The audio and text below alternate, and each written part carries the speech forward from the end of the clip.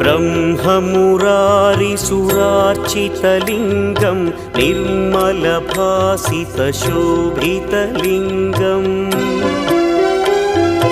जन्मजदुःखविनाशकलिङ्गं तत्प्रणमामि सदा शिवलिङ्गम् देवमुनिप्रवरार्चितलिङ्गं कामदहन करुणाकरलिङ्गम्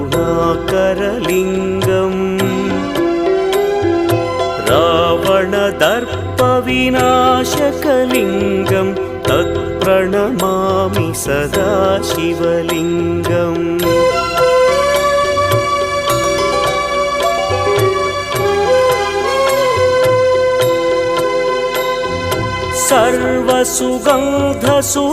सर्वसुगन्धसुलेपितलिङ्गं